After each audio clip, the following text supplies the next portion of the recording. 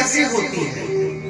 जब हमारा भाव शुद्ध होता है, हमारे विचार शुद्ध हो जाते हैं, हमारा मन स्थिर हो जाता है, हमारी इंद्रियां एकाग्रचित हो जाती हैं, तो फिर धीरे धीरे वो भक्ति पारायणता प्राप्त होने लगती है, भक्ति में प्रवृत्ति होने लगती है। धीरे धीरे हमारे अंतर मन शुद्ध होने लगता है, वो अंतर आत्म तत्व जागृत होने लगता है। प्रेम से बोलिए जय श्री कृष्ण। तो भक्ति में शास्त्र में 5 प्रकार के कांटे कहे गए हैं, और जिसको ये 5 कांटे चुभते हैं वो कभी भक्ति में प्रवृत्त नहीं हो सकता। ये कौन से 5 कांटे हैं? इनसे सावधान रहें। इन कांटों को उखाड़ के फेंक दो अपने अंदर से, और इन कांटों को जिसने उखाड़ दिया उसने जीवन को साजा। जाति विद्या महत्वञ्च रूपं यौवनमेव च यज्ञेन परित्याज्याः पंचैते भक्तिकण्टकाः। जाति विद्या महत्वञ्च रूपम यौवनमेव च, ये 5 प्रकार के भक्ति में कांटे हैं।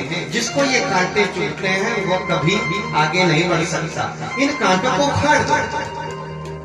सबसे पहला कांटा क्या है? भक्ति का, जाति का अभिमान। जाति विद्या महत्वञ्च, कि मैं ब्राह्मण हूँ, मैं क्षत्रिय हूँ, मैं बड़ी जाति से हूँ, मैं बड़े गोत्र से हूँ, मैं बड़े कुल से हूँ। इस प्रकार का जिसको अभिमान है वो भक्ति में अवरोध है। तो कभी भी अपने कुल गोत्र जाति का अभिमान हम ना करें, क्योंकि वसुधैव कुटुम्बकम की भावना से हम आगे बढ़े। हम इस संसार को अपना समझे, जीव मात्र को अपना समझे, जन जन में सीताराम की छवि को हम देखें, और किसी के प्रति हमारे मन में द्वेष भाव न हो, किसी के प्रति हमारे मन में ईर्ष्या का भाव उत्पन्न न हो। हम अभिमान न करें। अभिमान से ही, मद से ही, अहंकार से ही ईर्ष्या जागृत होती है। तो अहंकार का यदि त्याग कर दिया तो ईर्ष्या भाव नहीं आएगा। तो जाति का अभिमान भक्ति में कांटा है बहुत बड़ा। और विद्या का भी कभी अभिमान नहीं करना चाहिए कि मैं बहुत बड़ा विद्वान हूँ, बहुत बड़ा पढ़ा लिखा हूँ, मैं डॉक्टर हूँ, मैं उच्चाधिकारी हूँ, मैं फलाना हूँ। इस प्रकार से विद्या का भी कभी अभिमान नहीं करना चाहिए, क्योंकि व्ययकृते वर्धते वनित्यं विद्या धनम सर्वधनम प्रधानम। जितना विद्या को व्यय करेंगे उतनी ही विद्या बढ़ती है, और जितना छुपाएंगे उतनी विद्या नष्ट हो जाएगी। दान करने से विद्या बढ़ती है।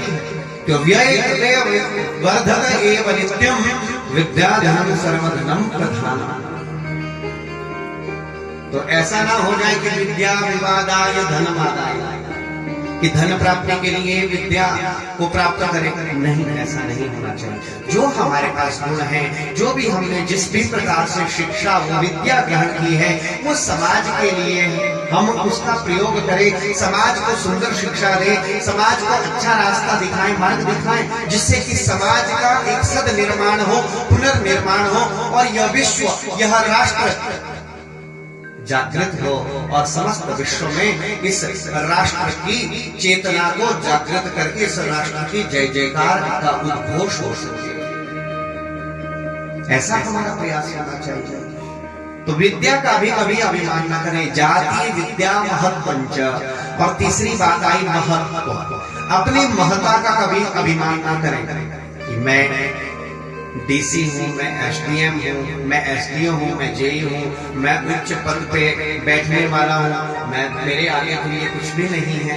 इस प्रकार से अपनी सोच को आजित करें, क्योंकि यह पद सदैव आपका नहीं है, ये ऐश्वर्य सदैव आपका नहीं है, ये संपन्नता सदैव आपकी नहीं है, ये भौतिक सुख सदैव आपके साथ नहीं रहने वाले हैं। सज्जनों, एक ना एक दिन यह नष्ट प्राय है। इसलिए कभी भी महत्व का, महत्ता का अभिमान ना करें।